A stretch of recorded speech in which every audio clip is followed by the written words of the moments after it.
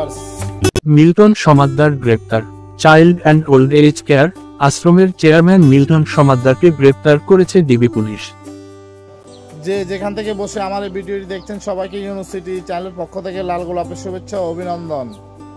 বুধবার 1 মে সন্ধ্যা 7:30টার দিকে ডিবি পুলিশের একটি দল মিরপুর এলাকা থেকে তাকে গ্রেপ্তার করে। ডিবি পুলিশের প্রধান হারুন অর রশিদ জানান, মিল্টনকে সুনির্দিষ্ট তথ্যের ভিত্তিতে গ্রেপ্তার করা হয়েছে। তিনি বর্তমানে আমাদের হেফাজতে আছেন। এ ব্যাপারে পরে বিস্তারিত জানানো হবে। উল্লেখ্য, মিল্টন সমাদ্দার বিরুদ্ধে অভিযোগ তিনি child and old age care নামের বৃদ্ধাশ্রম গড়ে রাস্তা থেকে অসুস্থ কিংবা ভবঘুরেদের কুড়িয়ে সেখানে আশ্রয় দেন। সেসব নারী, পুরুষ ও শিশুকে নিয়ে ভিডিও তৈরি করে প্রায়ই তাকে সামাজিক যোগাযোগ মাধ্যমে পোস্ট করতে দেখা যায়। মানুষের অসহায়ত্ব তুলে ধরে তাদের জন্য বিত্তবানদের কাছে সাহায্য প্রার্থনা করেন। তার আবেদনে সাড়া দিয়ে মোবাইল ব্যাংকিংয়ের 16টির বেশি নম্বর এবং 3টি ব্যাংক হিসাবে প্রতি মাসে প্রায় কোটি টাকা জমা হয়। এর বাইরে অনেকেই তার প্রতিষ্ঠানে সরাসরি অনুদান দিয়ে আসেন।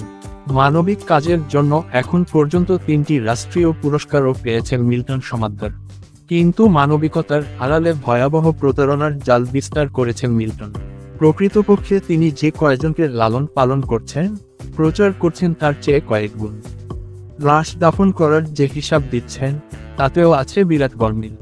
সবচেয়ে ভয়ঙ্কর, মিল্টনের বিরুদ্ধে রয়েছে অসহায় মানুষকে আশ্রয় দেওয়ার নামে তাদের অঙ্গপ্রত্যঙ্গ বিক্রির অভিযোগ। মিল্টন সমাদ্দারের ব্যক্তি জীবনেও নৈতিকতা বা মানবিকতার বালাই নেই। কিশোর বয়স থেকেই ছিলেন অর্থলোভী। প্রতিবেশী, চিকিৎসক কিংবা সাংবাদিকরা বিভিন্ন সময় তার কাছে শারীরিক লাঞ্ছনার শিকার হয়েছেন। এমনকি নিজের জন্মদাতা বাবাকেও বেধড়ক মারধরের অভিযোগ রয়েছে তার বিরুদ্ধে। গণমাধ্যমের বিভিন্ন প্রতিবেদনে মানবসেবার অন্তরালে যে নির্মম ও বর্বরচিত চিত্র ফুটে উঠেছে তা অত্যন্ত ভয়াবহ। মানবসেবা পরম ধর্ম, কিন্তু মানবসেবার নামে মুখোশের আড়ালের রাস্তা থেকে অসুস্থ, অসহায় ও নিরীহ মানুষকে তুলে এনে চিকিৎসার নামে অঙ্গপ্রত্যঙ্গ বিক্রির যে অভিযোগ মিল্টন সমাদ্দারের বিরুদ্ধে উঠেছে তা অত্যন্ত ভীতিকর, ন্যাক্কারজনক ও মানবাধিকারের চরম লঙ্ঘন। গুরুতর অসুস্থদের হাসপাতালের না নিয়ে নিজ প্রতিষ্ঠানে আটকে রাখা, ভুয়া ডাক্তার কর্তৃক মৃত্যুর সার্টিফিকেট তৈরি করা কিংবা মৃত লাশের শরীরে কাটাছেঁড়ার যে তথ্য প্রতিবেদনে উঠে এসেছে। মিল্টন সমাদ্দারের দেখলাম 16 মিলিয়ন ফলোয়ার একটি পেজে।